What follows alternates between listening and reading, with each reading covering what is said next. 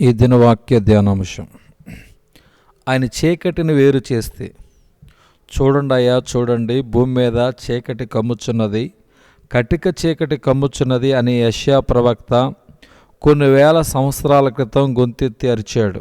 ఆనాడు ప్రవక్త చీకటి కమ్ముచున్నదని గొంతెత్తి అరిస్తే, ఈనాడు ప్రకృతి యావత్తు చీకటి కమ్ముకుంది, కటిక చీకటి ఆవరించిందని ఎలుగెత్తి ఏడుస్తుంది. కనుకనే ఎటు చూసిన ఘోరాలు, అన్యాయాలు, అక్రమాలు, అరాచకాలు, అత్యాచారాలు, దోపిడీలు అటులోకములోను ఇటు క్రీస్తు లోక సంఘములోను చీకటి కమ్ముకుంది, కటిక చీకటి అలుముకుంది.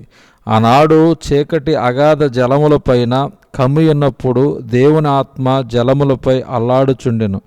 ఈనాడు దేవుని సంఘములపైన చీకటి కమ్ముకున్నప్పుడు దేవుని ఆత్మ సంఘములపై అల్లాడుచున్నది. ఆనాడు దేవుడు వెలుగు కమ్మని పలుకగా వెలుగాయను. వెంటనే దేవుడు వెలుగును చీకటిని వేరు చేసెను.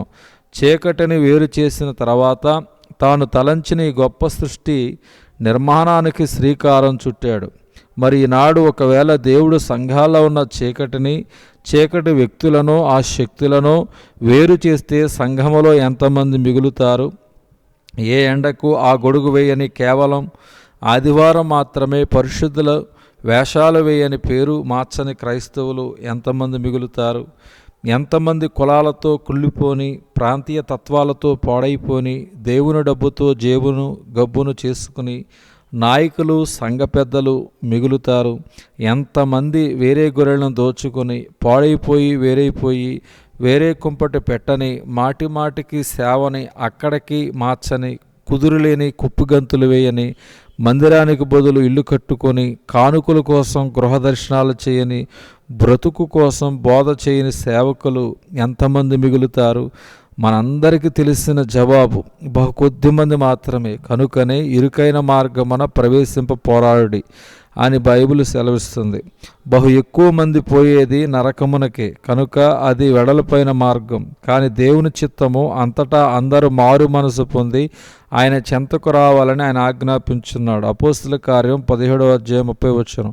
కాబట్టి విధి నిర్ణయము కాకమునిపే, యెహోవా కోపాగ్ని నీ మీదకు రాకమునిపే, మిమ్మను శిక్షించుటకే యెహోవా ఉగ్రత దినము రాకమునిపే కూడి రండి.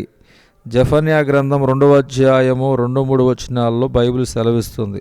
దుర్దినములు రాకముందు ఇప్పుడు వీటి యందు నాకు సంతోషము లేదని నీవు చెప్పు సంవత్సరములు రాకముందే, తేజస్సునకు సూర్యచంద్ర నక్షత్రములకు చీకటి కమ్మకముందే నీ సృష్టికర్తను స్మరణకు తెచ్చుకో. ఎందుకనగా ఆయన త్వరగా రాబోచున్నాడు.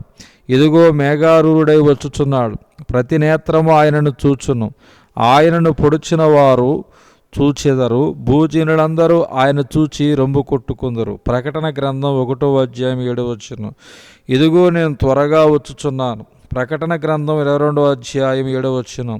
ఆనాడు నరుల అహంకారము అనగద్రొక్కబడును, మనుషుల గర్వం తగ్గింపబడును, విగ్రహములు బొత్తిగా నశించిపోవును.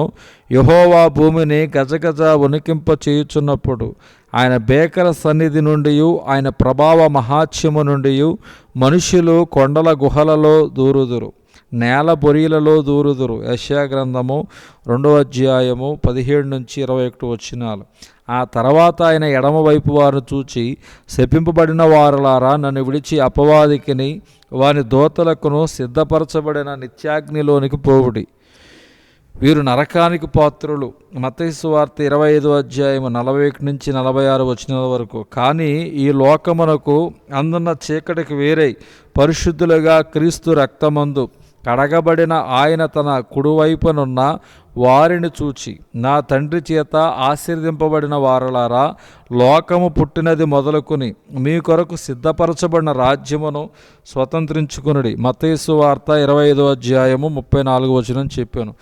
ప్రియ సహోదరి సహోదరుడా, చీకటిని వెలుగును, చీకటి సంబంధులను వెలుగు సంబంధులను వేరు చేయుటకు యేసు త్వరగా రాబోచున్నాడు. మరి నీవు ఏ గుంపులో ఉందువు? ఎవరితో నివసింతువు? నరకపాత్రులతోనా లేక పరలోకవాసులతోనా? ఈనాడే తీర్మానించుకో. దేవుడి దినవాక్య ధ్యానం దేవుడు దీవించునుగాక. ఆమేన్.